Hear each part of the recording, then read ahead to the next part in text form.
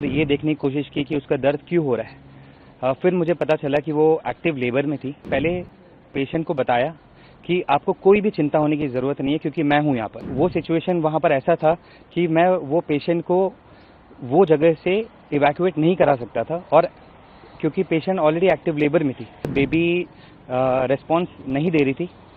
तो जितना भी मेरे क्लिनिकल स्किल्स थे रिससिटेट करने के लिए, उससे फिर बेबी एक्टिव हुआ, बेबी ने क्राई किया, तो आई वॉज वेरी हैप्पी।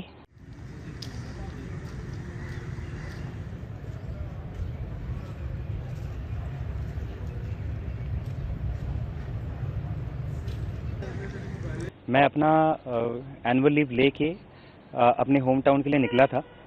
तो जैसे मैंने झांसी स्टेशन पहुंचा, तो जब मैंने सेकंड प्लेटफॉर्म के लिए जाने के लिए ओवरब्रिज लिया था, तो वहाँ से मैंने देखा कि एक लिफ्ट से एक महिला चीखते हुए बाहर आई एक व्हीलचेयर पे और नीचे गिर गई थी।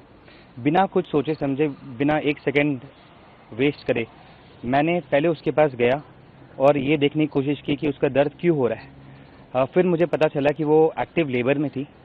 तो मैंने आसपास से कुछ हेल्प मांगने की कोशिश की थी, जिसमें मैं कुछ सामान कलेक्ट कर पाया। जैसे एक पॉकेट नाइफ होता है, कुछ क्लिप्स होते हैं और कुछ धोती, कुछ कपड़ा। और मैंने उसको जाके पहले पेशेंट को बताया कि आपको कोई भी चिंता होने की ज़रूरत नहीं है क्योंकि मैं हूँ यहाँ पर, और मैं आपको 100% यहाँ से बहुत सेफली लेके जाऊँगा। और पर वो सिचुएशन वहाँ पर ऐसा था कि मैं वो पेशेंट को वो जगह से इवैक्यूएट नहीं करा सकता था, और क्योंकि पेशेंट ऑलरेडी एक्टिव लेबर में थी। और उसी को देखते हुए मैंने ये निर्णय लिया कि मैं उसका डिलीवरी वहीं पर करवाऊँगा। और फिर जैसे ही मैंने जितना भी अपने क्लिनिकल स्किल्स अप्लाई करके वो बेबी को वहाँ पर डिलीवर किया, कॉर्ड को क्लैम्प करने के लिए हेयर पिन्स यूज़ किए। ये सर्जिकल नाइफ तो था नहीं, तो जो पॉकेट नाइफ था उससे कॉर्ड को सेपरेट किया था। उसके बाद बेबी रिस्पॉन्स नहीं दे रही थी, तो जितना भी मेरे क्लिनिकल स्किल्स थे रिससिटेट करने के लिए, उससे फिर बेबी एक्टिव हुआ, बेबी ने क्राई किया। तो आई वॉज वेरी हैप्पी। मुझे बहुत खुशी हुई उस चीज़ को देखने पर। माँ अभी भी दर्द में थी क्योंकि अभी उसका प्लाजेंटा ये डिलीवर हुआ नहीं था। और तो उसी समय के आसपास में मैं उनको एब्डोमिनल मसाज दे रहा था और कोशिश यही कर रहा था 10 से 15 मिनट की उसका प्लाजेंटा भी डिलीवर हो जाए।